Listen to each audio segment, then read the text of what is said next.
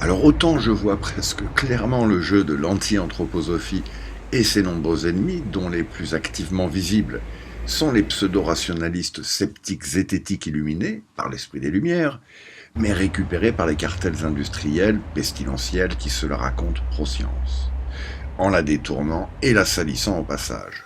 Je viens d'en parler dans cette vidéo. Mais je me dois aussi à présent de partager mon opinion sur l'anthroposophie d'aujourd'hui, à laquelle je n'adhère pas forcément ou pas du tout.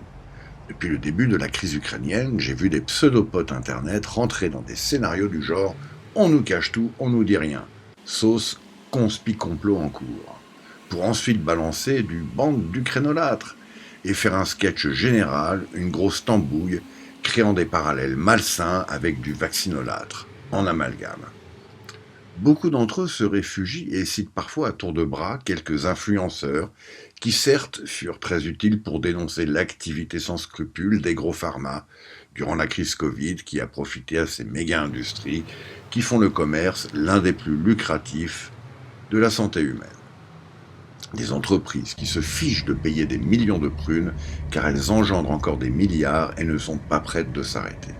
Oui, à ce moment-là, il était bon de douter de l'information mainstream et de jeter un œil aux extrêmes afin de comprendre ce qui se passe et dont on avait pressenti comme une amorce avec H1N1, si bien décrite par les guignols de l'info, fut une époque. La capacité de nuire de ces grosses boîtes reste intacte et les crises financières ne font que les rendre plus agressives sur les marchés. Faut vraiment être con ou obtus pour ne pas piger. La santé et le bien public sont hypothéqués. Les magouilles ont fonctionné plein pot, la médecine s'est fait avoir, l'hôpital des gens en crise a pris très cher. Des gens qui mouraient sur des brancards dans l'attente d'une prise en charge aux urgences, dans nos déserts médicaux, cette fois-ci, n'y ont même pas été conduits. Nos politiques, on le sait, rendent des comptes au pognon et aucun, mais alors aucun de ces énarques ne se fiche du sort de la populace. Je me suis fait avoir et j'ai voté Macron pour éviter l'épouvantail brandi extrême droite au second tour. Au premier, sans pourtant même ne jamais l'avoir écouté, j'ai voté Jadot, l'écolo. Mais je me demande gentiment si notre gouvernement n'est pas un peu fascisant malgré lui. Pour revenir au propos, il fait bien mieux vivre à Paris qu'à Moscou, chez nos amis les Russes. Car oui, les Russes prennent cher à l'année. La dictature et les mafias y sont omniprésentes derrière ce rideau de fer, qui à peine déconstruit vient de repousser. La vie à Moscou est dure, très dure. Ils sont costauds les bougres, sans doute à force de manquer. Et ils le sont restés depuis Napoléon, alors que nous nous sommes chétifisés depuis, dans un confort dégoulinant de confitures fromagesques qui baignent dans du veau capitaliste. Je n'ai pas supporté la bêtise ignare de ces potes du web qui racontent des conneries sur ce brave Poutine, soi-disant, faisant la chasse et libérant le monde des nazis ukrainiens. Ce pays, le plus grand du monde en superficie, dirigé par ce criminel de guerre, on le sait depuis longtemps, a sans doute ses raisons géostratégiques, politiques, économiques, historiques de déclencher cette guerre et d'envahir ce pays et de le faire entrer dans un enfer qu'est la guerre.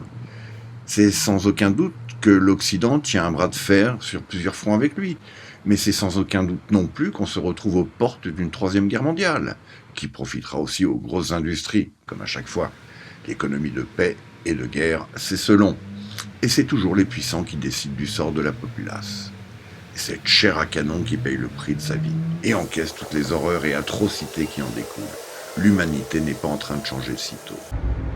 Vos prières soulageront des blessures et donneront du courage aux combattants, mais n'y changeront strictement rien. Ce n'est pas la faute au bon Dieu, c'est la simple condition humaine. Alors oui, vous pouvez discuter de tout et douter de tout, mais très s'il vous plaît, arrêtez de nous brandir des chiffres idiots et des raisons qui expliqueraient ceci, cela. Des vieux qui n'ont plus la force de partir se font bombarder, des enfants et des femmes se font violer, et les Russes qui bombardent ne savent pas tirer et bombardent à tour de bras de plus belle, car quelqu'un leur hurle dessus mais bombarde. À terme, tout est détruit, mais et la vie continue ailleurs. De là où on peut commenter tout ceci, grotesquement bien à l'abri. J'ai vu des types créer le doute avec prudence et pseudo-neutralité, mais toutefois conscients du buzz que cela génère sur leur fil de conversation. Et l'on voit bien d'ailleurs qui se retrouve dans leurs commentaires, qui les tweet, les partage et récupère leurs propos. Et finalement, on voit bien qui ils représentent, qui ils servent, surtout de quel bord ils sont. mais il se présente tout de même comme journaliste, vulgarisateur, commentateur, neutre. Avec toujours la même rengaine, on nous cache tout, on nous dit rien. Et ce fameux « mais regardez donc ceci ou cela » pour vous faire une juste opinion, présentant ainsi sa propre opinion. Une direction pour juger à peine et mal voilée. C'est depuis longtemps à présent, j'imagine, que ce pseudo-journalisme youtubesque tente de présenter les choses, montrant des images, des chiffres, avec « regardez ça, la preuve », quittant ainsi et sur le champ la neutralité de la noblesse du journalisme, qui n'est censé ne montrer que les faits, avec une autocensure spontanée de sa propre opinion. On ne demande pas des interprètes et le traducteur est un traître. Mais ce n'est pas donné à tout le monde, et ces affichages à outrance de paratineurs de toutes sortes inondent tous les moyens pour s'informer, aussi bien dans le mainstream que sur les nombreux réseaux sociaux, et tout le monde crie à la fausse information, à la censure, et comment il faudrait interpréter les choses, créant ces pitrolâtres comparaisons et rapprochements lamentables, par exemple entre un vaccin vendu par des truands et une bombe vendue par d'autres, par les mêmes, mais pas les mêmes, mais certes pas meilleurs. Les gros médias ne sont certes pas plus libres journalistiquement parlant, et on imagine, le grand patron leur dit « vous prenez cet angle ou vous rentrez chez vous ». La presse est bien plus complexe qu'il y a quelques années, où on la savait de gauche, centre ou droite. L'ambivalence de la subjectivité et de l'objectivité est omniprésente et confusante. Il est vrai qu'on s'y perd, car à chaque fois ou presque, il y a souvent des enjeux politiques et financiers derrière, et que l'éducation aux médias par d'autres médias est totalement merdique. Mais le journalisme éthique, intègre, honnête, intelligent existe, et c'est souvent lorsque les guerres éclatent qu'il apparaît à nouveau. Il ne se la raconte pas, mais ce sont des personnes qui décrivent avec des images, des témoignages, des histoires crédibles et vérifiées. À l'heure des fake news, il n'est pas totalement à l'abri non plus du délit opiniâtre ou truandé par des trolls de plateau et des types sans scrupules qui cherchent à se faire du fric, se montrer ou avoir une carrière. Mais il y a un vrai sérail de grands journalistes reporters et c'est ce sérail qui m'intéresse avant tout. C'est ma grille de lecture. Ces personnes qui depuis des décennies témoignent et qui ont et n'attendent parfois que peu de choses de ceux qui les publieront, question finance, mais pour qui rester crédible est la priorité absolue. Cherchez donc ces signatures des gladiateurs pacifistes de la vérité, actuellement et par exemple, elles et ils sont autour du festival de Visa pour l'image, puis bientôt à Bayeux. La plupart des grands y vont, et y sont en ce moment, comme chaque année. La famille des journalistes de guerre y est à l'honneur, les rédacteurs photos des plus grands journaux de la planète y sont. C'est aussi par ce biais et grâce à eux que les grands médias redorent leur blason et que le grand journalisme existe. Il est si important. C'est à travers leurs yeux qui ont vu et ce qu'ils montrent que je me fais une opinion du monde dans lequel je vis. Le reste, comme se cacher derrière les citations des uns des autres sans vraiment se mettre à nu avec authenticité, n'importe peu. L'intellect coupé du corps et de la réalité commune ne vaut pas grand-chose. Chacun est libre de croire ce que l'on lui semble. La vérité n'est que celle de tout à chacun. Le bon sens n'est malheureusement pas un acquis de naissance. J'ai donc eu de la chance. Pour en revenir à l'anthroposophie, dont je ne viens pas de parler, car c'est un sujet vaste, je m'adresse surtout à tous ces anthroposophes d'opérette que j'ai virés de mes réseaux sociaux, et aussi à ceux qui sont proches de mon siège éjectable. Mieux vaut être seul que mal accompagné. J'en cause ici.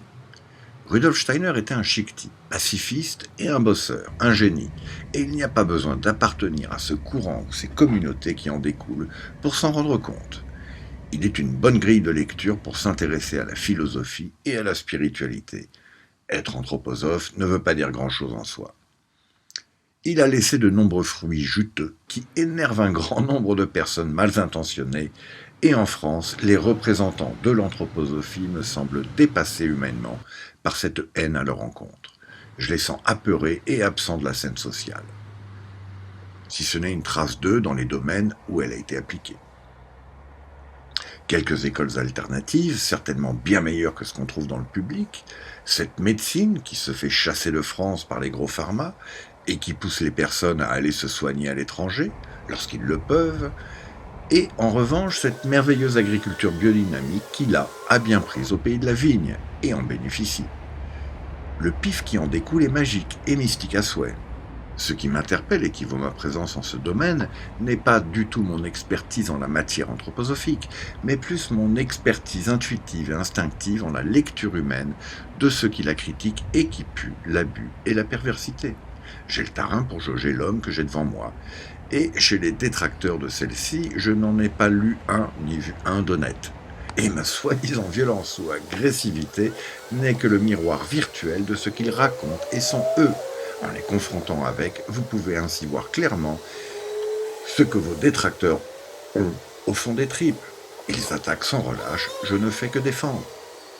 Mieux vaut être violent lorsque la violence emplit notre cœur que de revêtir le manteau de la non-violence pour dissimuler notre impuissance.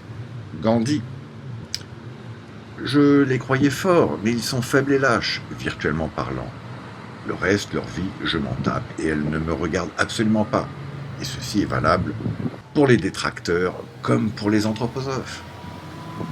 Toutefois, ce bas instinct inquisiteur qu'est le mien, je le mets aussi en route chez ceux que je défends, virtuellement. Il m'est bon de savoir qui je défends. Alors en gros, je défends Rudolf Steiner et quelques de ses disciples non contemporains, si ce n'est quelques grands médecins que j'ai lus, certains que j'ai rencontrés et qui m'ont aidé. Quelques points positifs. L'idée de ces écoles me plaît bien, car ma compagne y a été éduquée et que ses principes me plaisent, vu ce que moi j'ai vécu dans les autres circuits éducatifs. L'agriculture biodynamique, car là c'est tout simple, et mon bon sens paysan ne fait qu'un tour, et ce même si je suis fondamentalement conscient des dégâts de l'alcoolisme, et que le prestige de la vigne a un contre-coup. Mais la ferme, les animaux, les carottes, les jus, et où les principes sont à 100% écologiquement bénéfiques pour la Terre, les hommes et la planète, tout va bien.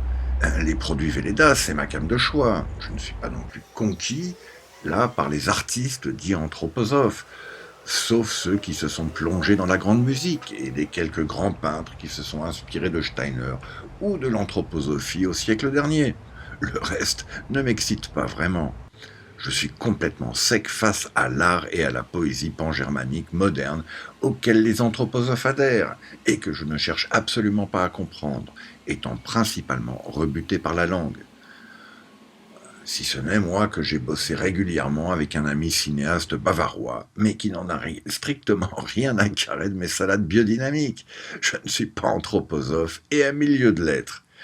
Je le dis souvent, ce n'est pas parce que j'ai lu du Victor Hugo, du Jung, Lévi-Strauss, Saint-Exupéry, que je serai un poète, un psychiatre, un anthropologue ou un petit prince. Ayant lu ce brave Steiner, je ne me sens pas pour autant steinerien, comme pour les autres mentionnés ci-dessus. Je ne suis qu'un banlieusard qui a séché l'école et qui s'est barré vivre dans un kibbutz, ce qui m'a sauvé la vie et donné un substitut de famille, d'amour, de confiance en moi, et donc dans l'autre. Et donc, à qui je dois beaucoup. Je m'aperçois aussi que l'anthroposophie se développe très bien au Proche-Orient. Elle y est plus anarchique qu'en Europe, on la retrouve dans pas mal d'ONG qui œuvrent pour la paix. Pour moi, c'est au pied du mur que la philosophie se pratique en vrai, concrètement, et pas dans une tour d'ivoire sur la colline de Dornac, dans un entre-soi et en échec social. Aussi, et ce n'est pas rien, 30 écoles de la pédagogie Waldorf en Israël en 2022, avec une véritable intention et de nombreuses concrétisations pour des écoles mixtes juives, arabes, druzes, chrétiennes. En gros, parler de racisme et d'antisémitisme, j'en parle ici, n'est qu'une vilaine propagande haineuse, fallacieuse, dégueulasse et insupportable. Et ceux qui propagent ces infectes conneries le sont eux, certainement. Et la biodynamie, quant à elle, se développe très très bien en Égypte. La suite plus tard.